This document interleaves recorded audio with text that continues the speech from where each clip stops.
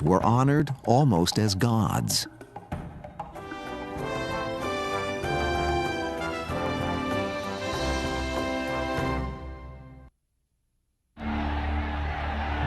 For the ancient Olympians, winning was everything. These were not polite and gentlemanly contests, exercises in amateur sportsmanship and the modern-day Olympic ideal. The first Olympians fought for tangible rewards. Officially, winners received a symbolic olive crown, but they returned home as conquering heroes and were given extravagant prizes. They competed fiercely for a goal beyond the horizon of most modern athletes, the chance for immortality. There was no afterlife in the Greek religion, and it was only through fame and the glory of some spectacular deed that one could hope to live on, remembered in sculpture and song. To lose, on the other hand, was devastating.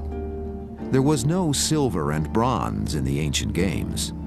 For the losers, no laughter, no triumphant homecoming.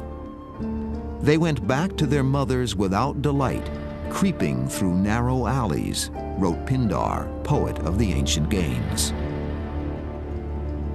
Little remains of ancient Olympia to bring back to life the festivals that once shook these grounds. These crumpled pillars once upheld a majestic shrine to Zeus, in whose honor the games were held.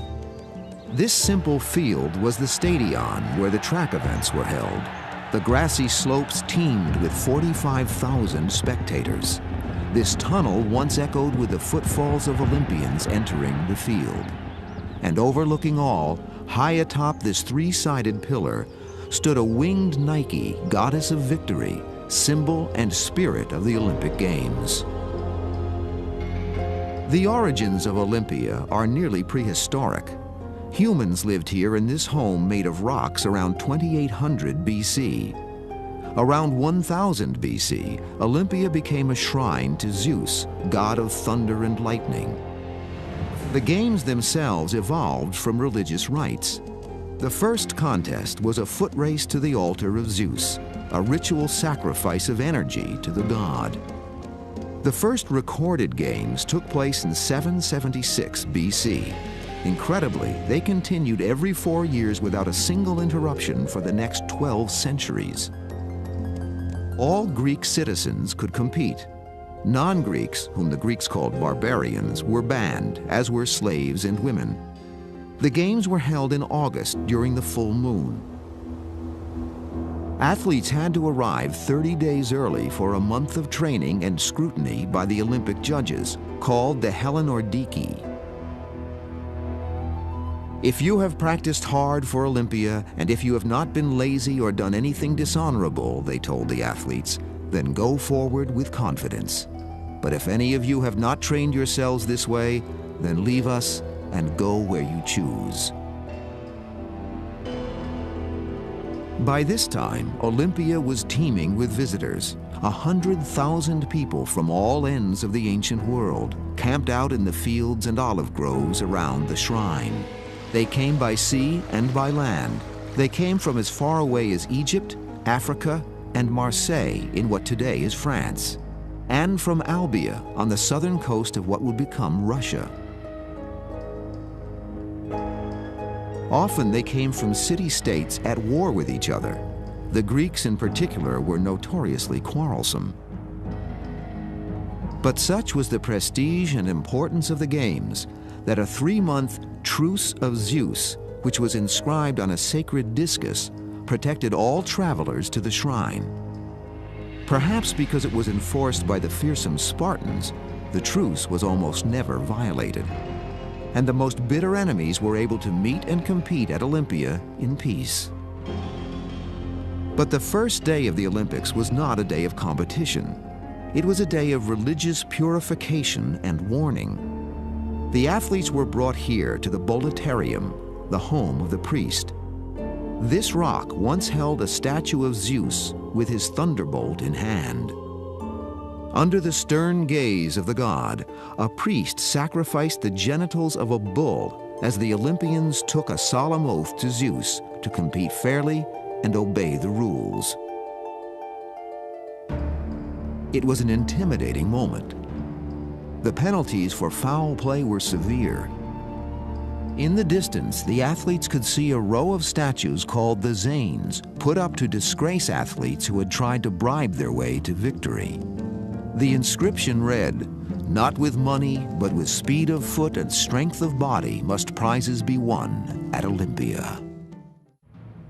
The ancient Greeks deeply appreciated the beauty and art of sport, but they were also shamelessly fascinated with its savagery and violence, which they saw as a metaphor for life. The Greek word for contest is agon. Our word agony comes from that. The notion of the agon is really central to Greek culture, but particularly in athletics, where agony meant the contest itself contained pain and strife and suffering. Certainly no sport contains more agony than boxing, which has deep roots in ancient Greece. This elegant fresco of two young boxers was painted nearly 1,000 years before the Olympics began. Boxing was added to the Olympics in 688 BC, followed by wrestling and a vicious new form of fighting called pankration. These three events quickly became crowd favorites, and because of the risk and occasional sacrifice of life and limb, were considered especially pleasing to Zeus. The fights were therefore held in the most sacred part of Olympia, before a 30-foot altar to Zeus made entirely from the ashes of sacrificed animals. A modern boxer would be horrified by the ground rules, or lack of ground rules, that governed an ancient boxing match. There were no weight divisions, there were no rounds. The boxers fought without a break, without water, without a corner man, and without gloves. They wound leather straps of rawhide leather around their fists and up their arms in order to increase the violence of the blow itself. The leather would actually cut into the skin of the opponent. They would very often land a blow in the head, and there would be blood dripping all over. And they would fight on and on. When the Romans governed the Olympics beginning in 146 BC, the boxers actually inserted inch-long metal spikes between the straps. So it was almost more like a knife fight than a boxing match. There were very short careers, and there were either people who were very successful, and then a lot of newcomers who kept getting stabbed or actually ruptured by these gloves.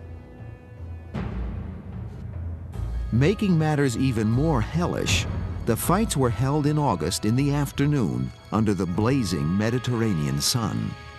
The boxers had to fight glare, dehydration, and sunstroke along with each other. A fight could last for hours until one boxer signaled defeat, which he did by raising a single finger. But the shame of defeat was so much greater than today that many fighters took a vow to die in the ring rather than lose. Nomolos of Alexandria died here while boxing, this funeral plaque reads, after he prayed to Zeus to give him either the crown or death. The Spartans, fanatically militant and trained never to quit, would not compete in the boxing ring because the disgrace of surrender was so crushing. Fighters were admired not just for the punishment they could inflict, but for the pain they could endure.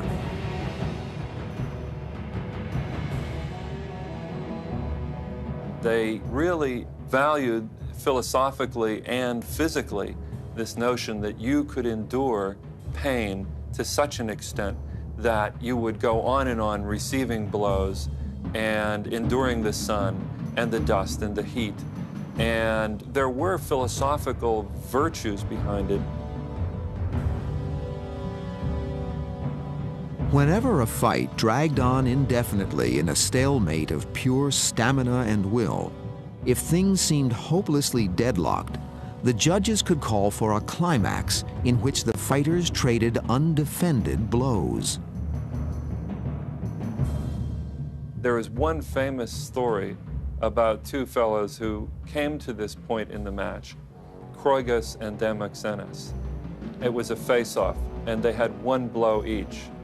The first blow was to be landed by Demosthenes, and instead of a fist, he used a karate jab and pierced, supposedly, the skin of the opponent, and reached in, gripped his entrails, and tore out his intestines. Kroigus, the poor deceased, posthumously was declared victor because of a technicality. They claimed that Demosthenes had not given one blow, but 5, because he used all 5 finger points to pierce his opponent. The ancient fighters did not have fancy training equipment, but they did have physiques as impressive as their modern counterparts. Boulders like this one, weighing 316 pounds, were used as bodybuilding tools. A weightlifter in the 6th century named Bybon lifted this sandstone over his head, the inscription declares. Boxing may have been the most deadly event, but for extreme wildness, low blows, and dirty tactics, the Pankration was the ultimate spectacle. The Pankration was an original and very brutal event. It was the most brutal of all the ancient competitions. And some people say it was imperfect boxing combined with imperfect wrestling. You could throw punches, you could kick, you could strangle, you could break bones. Absolutely nothing was barred. Introduced in 648 BC, the Pankration was governed by only 2 rules: no biting and no gouging, and even those were not always enforced. Conducted in the nude, blows to the genitals were frowned upon, but the rule was frequently ignored. Technique was beside the point in this ancient version of an alley fight, which quickly became the single most popular contest ever in the ancient games. Pankration, which personifies the violence of ancient sports, was the most appealing, the most popular of all events. And that may tell us something about the human spirit through the ages. The only relatively civilized combat sport by today's standards was wrestling, although here too the rules were very relaxed. Generally speaking, it was everything goes, and a lot of things that aren't allowed today. Again, types of strangulation, occasionally breaking bones would be allowed, and tripping was also a good technique. Highly trained, the ancient wrestlers were well schooled in a vast number of moves: the flying mare, the hammerlock, and various body holds. The matches were held in a pit, and there were 2 forms of competition: upright and on the ground. In the upright, the wrestlers maneuvered around each other on their feet. 3 tosses of any kind meant victory. Ground wrestling was a messy affair held in a mud pit that made the fighters slippery and difficult to hold. As in boxing and Pankration, the match continued until one wrestler signaled defeat. In wrestling, too, the fighting often bordered on the torturous. As early as the 7th century BC, the judges felt the need to make a rule against finger breaking. In the 5th century BC, Leontiscus of Sicily won 2 wrestling competitions in a row by breaking the fingers of all his opponents.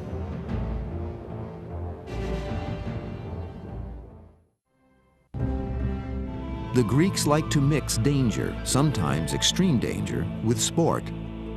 Bull jumping was a popular event in Crete 2,000 years before the birth of Christ, with acrobats literally grabbing the horns of an onrushing bull and somersaulting over his back. During the Olympics, the riskiest sport was the chariot race. Deep beneath this wild olive grove lie the remains of the Hippodrome, the chariot racing track at Olympia, swept away when the Alpheus River suddenly changed course around 600 AD. The track was 150 yards long and had room for 44 chariots, each one pulled by 4 horses. Along the sides and on either end sat tens of thousands of frenzied Greeks. The race was a harrowing test of skill and nerve, a 24-lap, 5 1/3 mile free-for-all with over 160 horses. The most difficult point in the course is when they would come to the turning post. That meant that you had to pivot the chariot 180 degrees in absolutely no distance. And literally, the chariot itself would spin around the corner. Naturally, there were lots of wrecks at the corners. Chariots turning over, guys flying out, horses tripping over each other.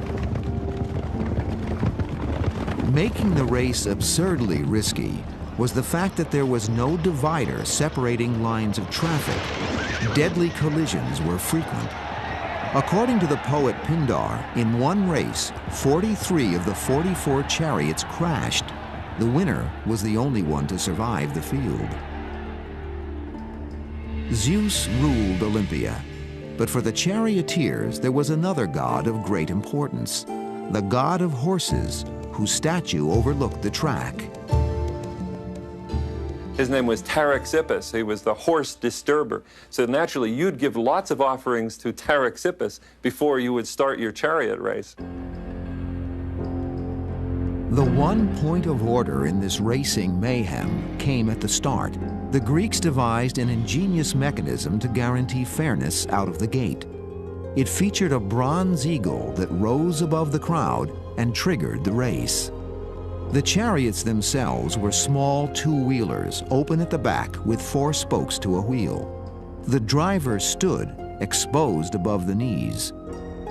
This statue of a charioteer holding the reins was found at Delphi, where the Greeks competed in games almost as prestigious as the Olympics.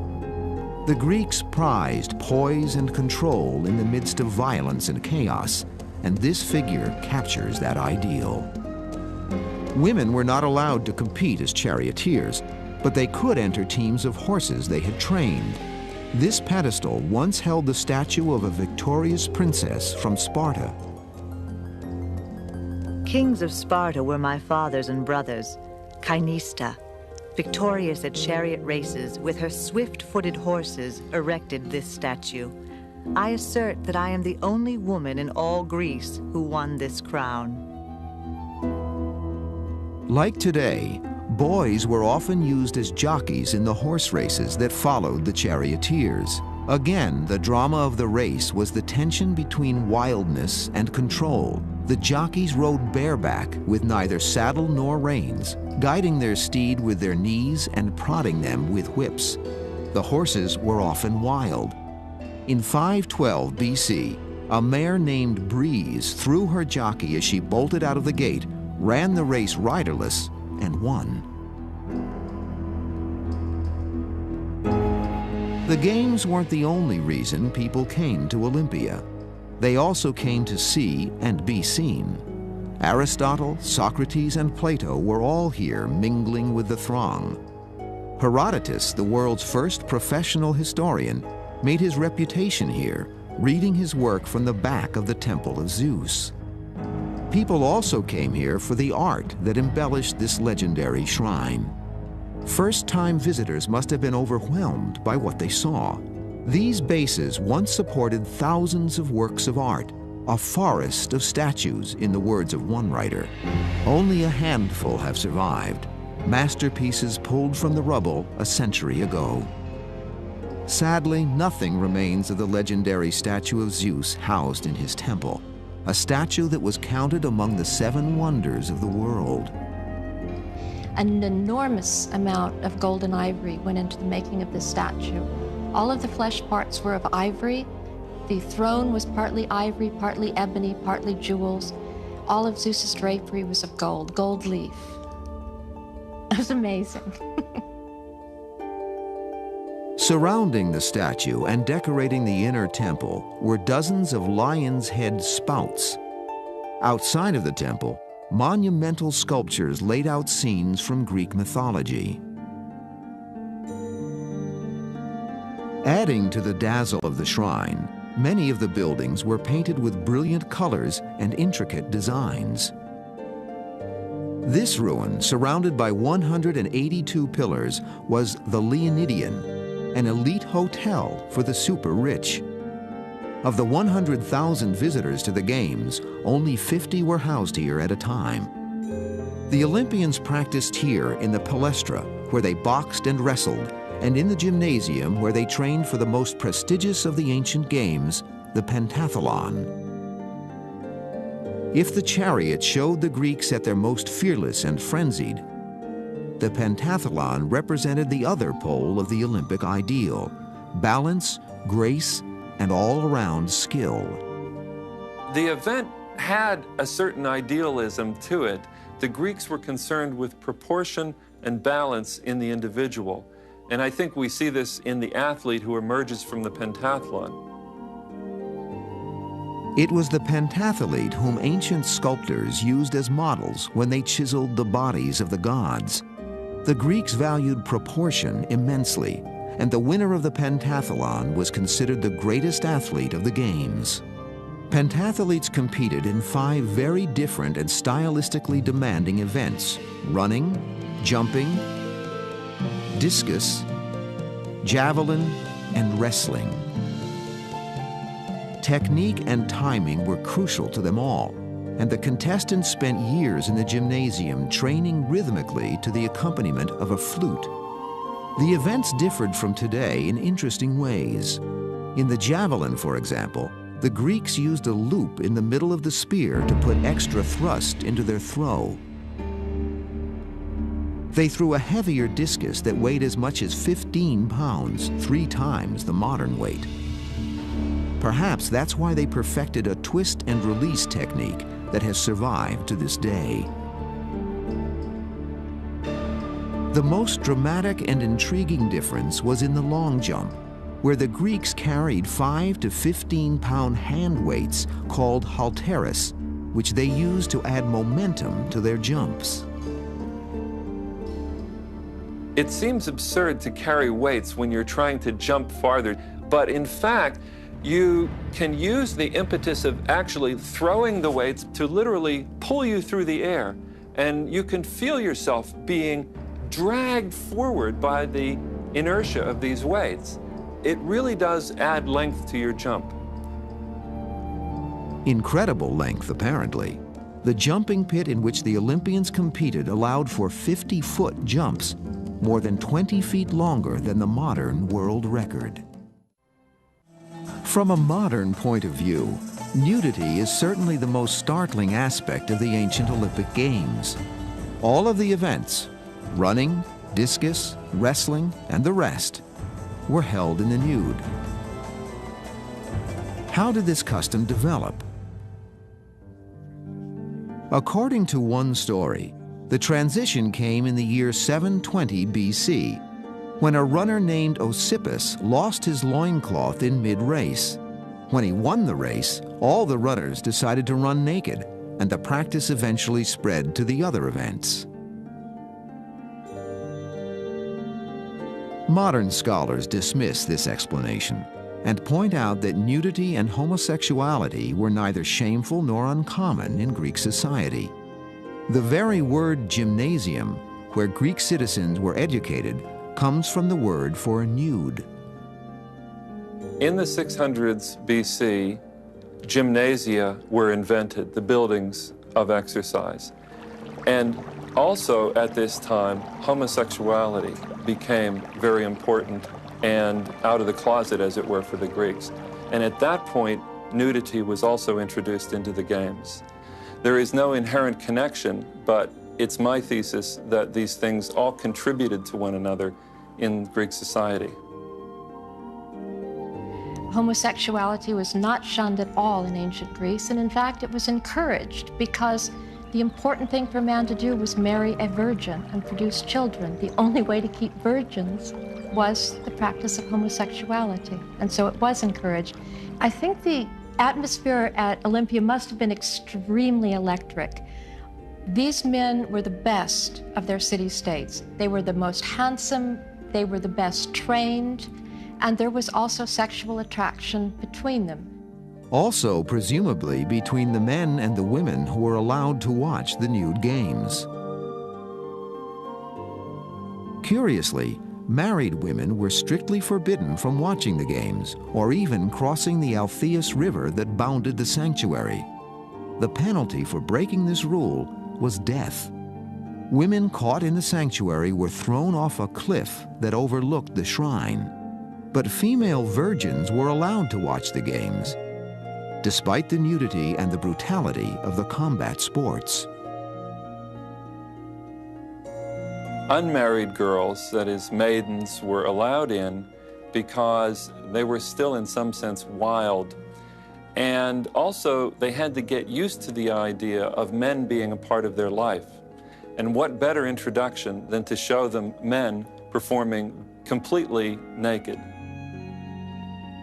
One modern commentator said that it was because married women should not see what they don't have, and young virgins should look at the cream of the crop, the best Greek men that there were, because this is what they want to aim for. The virgins were allowed to compete in their own games as well, called the Heraia, in honor of Hera, wife of Zeus. The Heraia consisted of 3 sprints, one each for girls, teens, and young women, covering the length of the Olympic track. Actually, the track was shortened by 1/6 to match the shorter stride of the girls.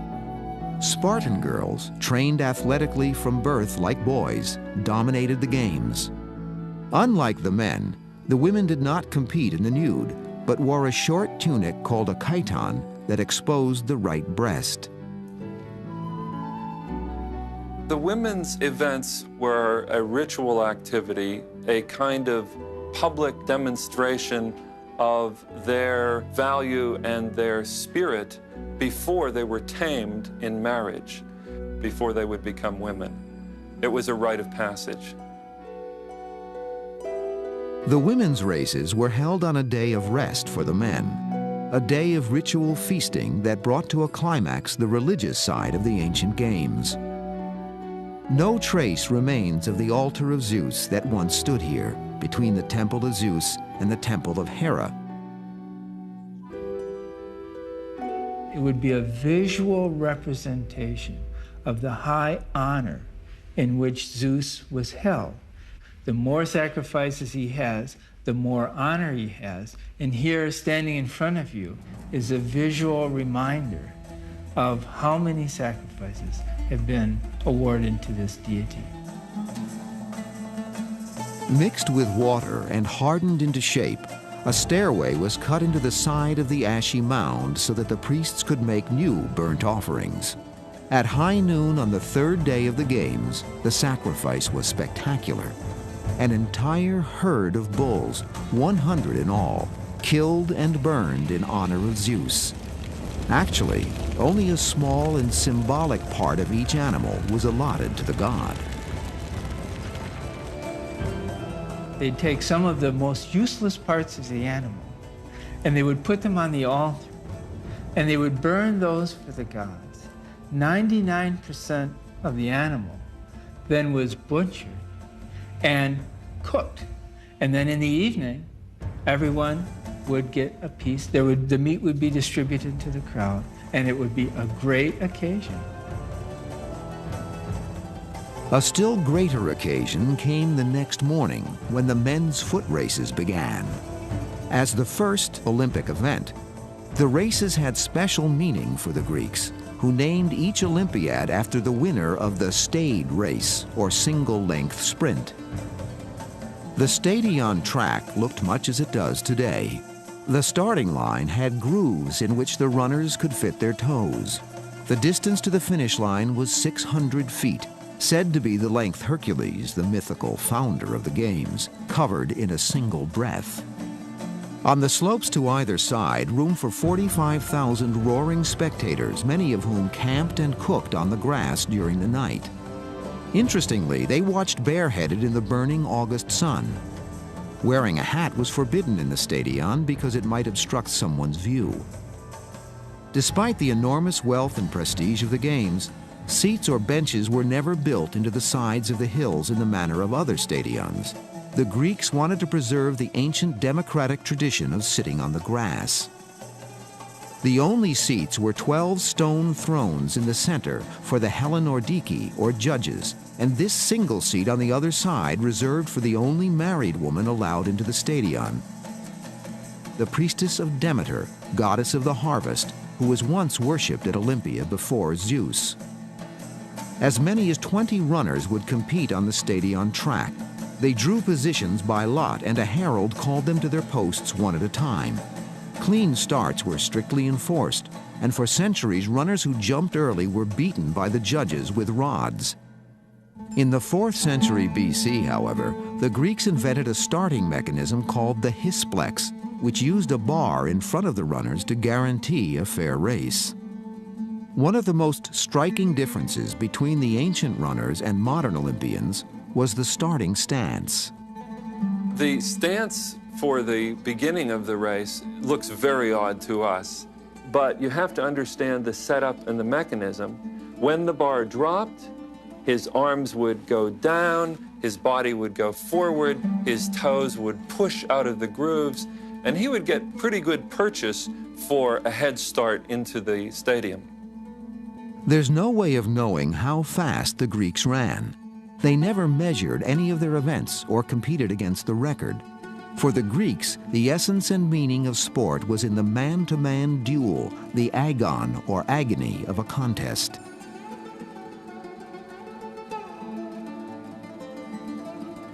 Legends of speed do, however, abound. Vladis of Sparta either jumped or flew over the stadion, one statue base reports. His speed was phenomenal and impossible to relate.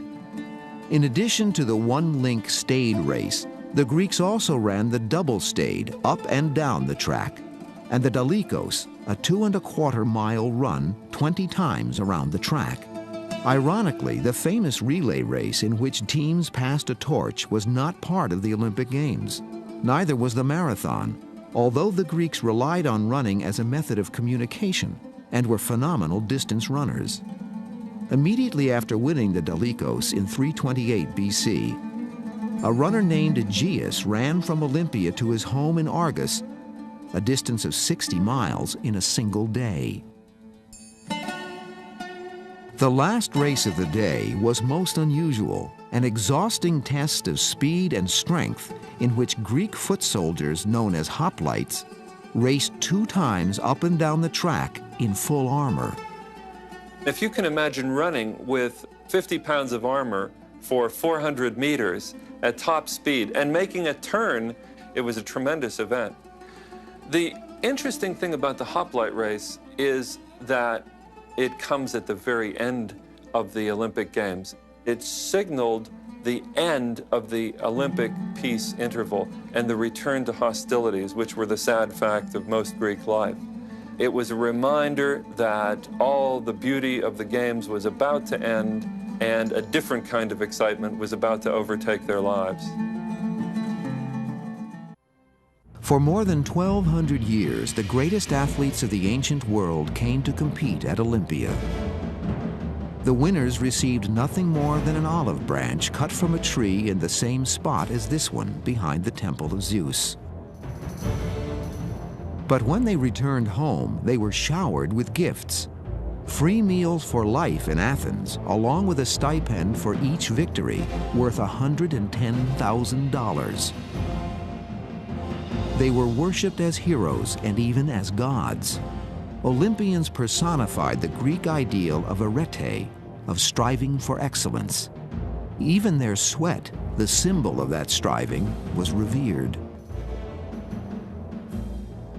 The sweat of the athlete was actually a very prized commodity. They would scrape the sweat combined with the dust of their competition and they would preserve it and put it in bottles, and it would be sold as a magical potion. This stone preserves the names of Olympian winners. Unfortunately, no statues remain of the true legends of the games, like Milo of Croton, a wrestler who won 6 consecutive Olympic crowns. So feared was he in his prime that all of his competitors once dropped out of the games and conceded defeat, beaten by his reputation. His strength was said to be superhuman. Ancient sources report that Milo once carried a full-grown bull around the stadium, then butchered it and ate it in a single day. Another Olympian known for incredible strength was Polydamas of Scortouza, who won in 408 BC, but was just as famous for his feats outside the games. Polydamas was said to have fought and killed a full-grown lion with his bare hands, and stopped a speeding chariot by grabbing the rear with a single hand. Among runners, the most successful was Leonidas of Rhodes, said to possess the speed of a god. He won 3 races in each of 4 consecutive Olympiads, and was literally worshipped as a god in Rhodes. But the single most astonishing Olympic feat, if it is to be believed, belongs to a jumper named Phailos, who competed in the 110th Olympiad. According to the ancient stories, the jumping pit itself was a length of 50 feet. This is incredible to us because the modern jump is just a few inches over 29 feet, and Phailos is said to have jumped beyond the jumping pit, something like 55 feet, and landed with such force that he broke both of his legs. The jump of Phailos is nothing compared to the long jump through time of the Olympics themselves. That remarkable history is reflected in this sanctuary.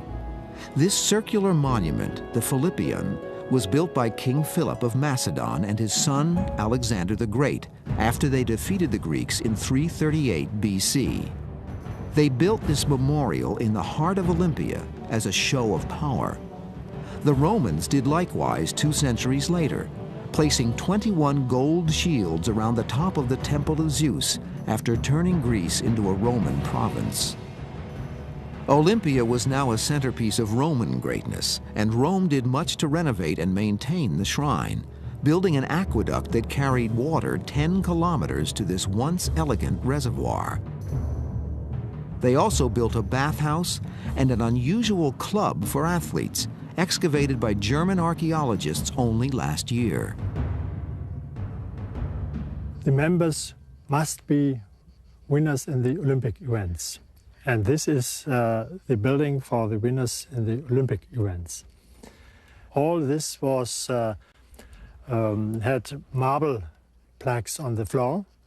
Even the walls were ornamented with marble plaques, and this basin, water basin, you can see some rest of the marble plaques. We have evidence by ancient sources that such guilds existed. And the most important, the winners in Olympia. It was the upper class athlete guild. The clubhouse was built by Nero, who believed he was a god and competed in the chariot races in 67 AD. Driving a chariot drawn by 10 horses, Nero was thrown from the cart and couldn't finish the race. Nevertheless, he was declared the winner. When Nero died a year later, his victory was overturned. When and how did the games finally end? Until recently, it was believed that the last Olympiad was held in 393 AD, when Theodosius I, the Christian emperor of Rome, shut down all pagan shrines. 30 years later, his son Theodosius II supposedly finished the job, burning the shrine and the Temple of Zeus in 426 AD. But Professor Sin and his colleagues have uncovered evidence that the games continued for another century, until 500 AD. They found their evidence on a plaque that had fallen into the bottom of an ancient latrine. At the bottom of this toilet channel, we found one piece of this large plaque.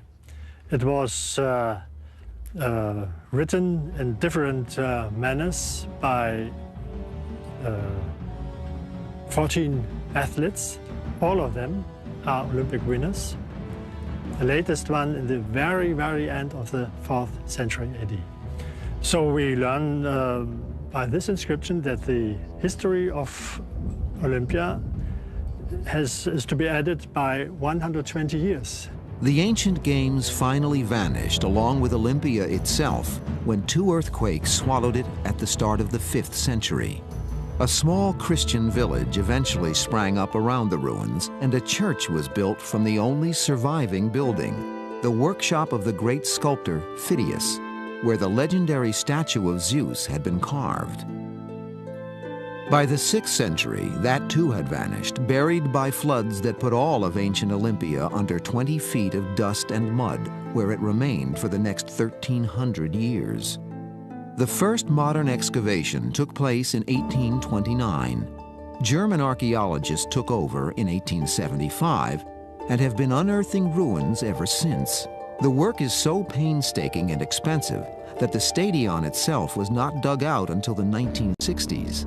The Hippodrome is buried beneath these groves and would be so enormously expensive to dig out, it will probably never be salvaged. But the site is very much alive, as are the Olympic Games, revived in 1896 as the ancient ruin was coming dramatically back to life. The Olympic flame that burned here for 1,200 years is once again lit in the stadium and carried by runners to the site of the upcoming Games. Proof of the undying past that is forever with us on our journey in search of history.